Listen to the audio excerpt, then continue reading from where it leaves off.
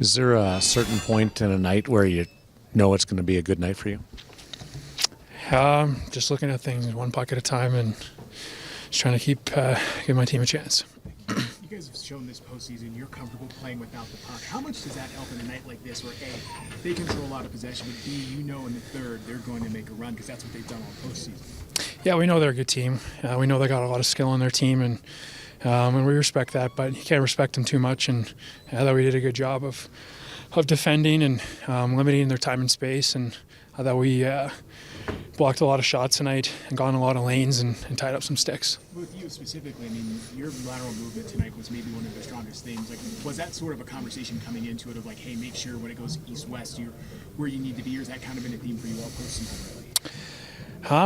You just look at the play and just look at it develop and try to read the game and just try to stop the next puck. You mentioned how many shots are getting blocked in front of you. What's the key to seeing through all that traffic while your guys are getting in those shooting lanes?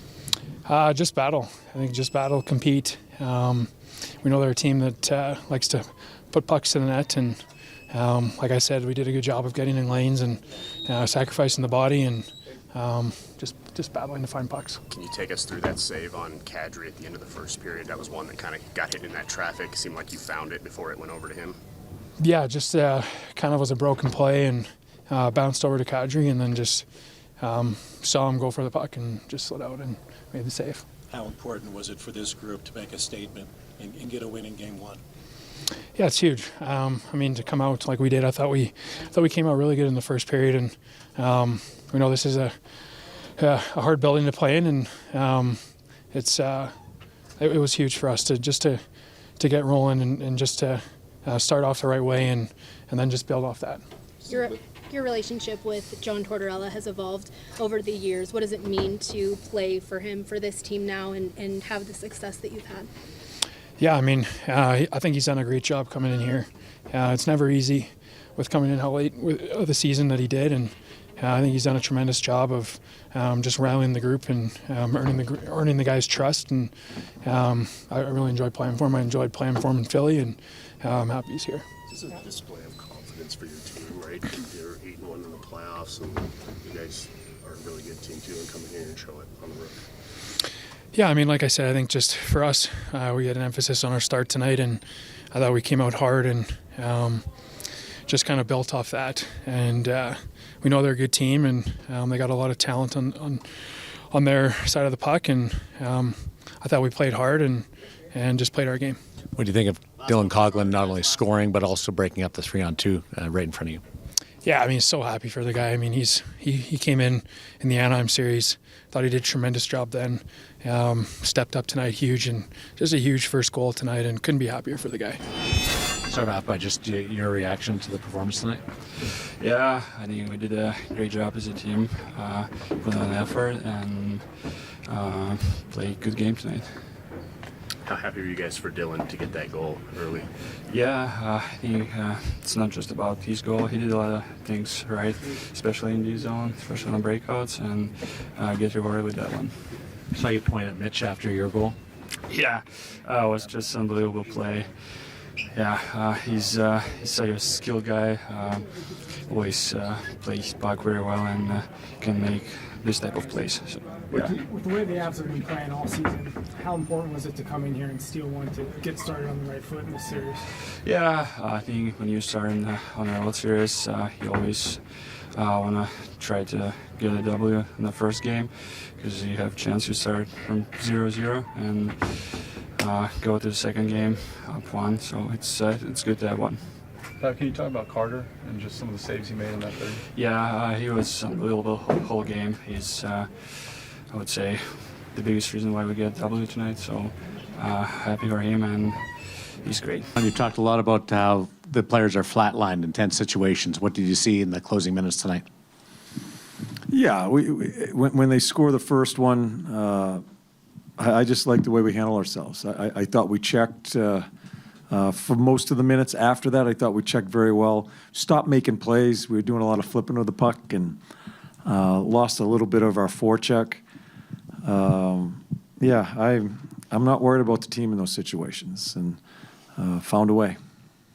Left side, second row. It wasn't immediate that you put Marner together with Carlson and Howden, but eventually it did find its way to that. Is it surprising you in any way how good the chemistry has been with that group? You know, we tried, when Bill came back, we tried it, and I don't know. Coaches just try different things, and if something sticks, it's usually two guys that usually can play well with one another. That one kind of had some glue to it right away. It's an important line for me because I can use them not just in offensive situations, but on both circles in our end. It's a very important line, especially with Stoney being out. Right side, third row, Eric. Given your history with Carter Hart, what made you believe that when you got here that he was going to be your guy? Well, he was hurt when I got here. I'm not sure. Did he start playing with me right away? Yeah. Well, Carter Hart's a hell of a goalie. He was great in Philly for me, and we've got two good ones. You know, Hilly's kind of been put off to the side a little bit, but that's a guy that just won a Stanley Cup a couple of years ago in Hilly, and but Carter is. I think he's grown so strong mentally. I don't think much bothers him. He is just zeroed in. So, and he's going to have to be, because we've got a little bit of work to do here. Right side, front row. John, what is it about your team where, yes, you've had a lot of games this postseason where you haven't had control of the puck, but you're able to get goals, you're able to stop people's shot suppression. What is it about this team where they're so comfortable without the puck and they can win games as if they've had the majority of the puck? Yeah, I thought tonight, I'm not exactly sure about your question. I thought we put some good minutes in tonight when we had the puck. Where we struggled is when you turn the puck over against that team, or you don't get it in at a certain time, or they get a second opportunity when you don't get it out, they're dangerous. And those are the things we need to improve on. I thought we checked pretty well in front of our net. There was a lot of action tonight. Carter Hart was just outstanding. So again, I keep on answering the question. Our players aren't phased. They know. We've gone over how we want to play. It's not changed from series to series, quite honestly. We're trying to play our game, not worry too much about countering off another team. We're going to try to play our game, and I think they feel very comfortable in it. Left side, fourth row, Gary. Dylan Coughlin gets a goal for you tonight. He stepped in and given you some pretty good minutes. What's worked for him within your group? And are you able to have a little bit of gratification when a guy that has the history that the typical history that he's had gets to score his first goal in a Stanley Cup playoff?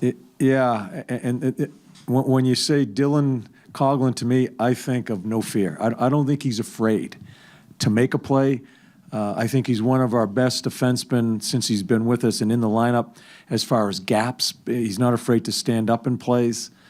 I just think he plays. I don't think he's a bit unflappable as far as just some of the things that's the toughest position to play. And you know, Kelly and I were talking about him the other day. You just never know that position when a guy matures. You got to be really careful giving up on D. Because you just never know when they mature. Maybe this is his gateway, right? Because he's given us some solid minutes. I'm happy for him because he's plugged along, and with his background, it's a huge goal for us because the game was going both ways, and they had momentum. He's an easy guy to pull for. Left side, second row. To stay on Dylan, what do you think it says about him that he's as prepared as he's been to step into this level of hockey after playing the season he had? Yeah, I think in talking to Ryan Craig down in the minor league team, I know Craig thinks so highly of him and was a very important part of that team. Again, I think one of the best compliments you can give players is that they're just hockey players. They just want to play. I don't think he gets caught up in anything. He just tries to be the best he can be, and I just think he has an inner confidence about himself. And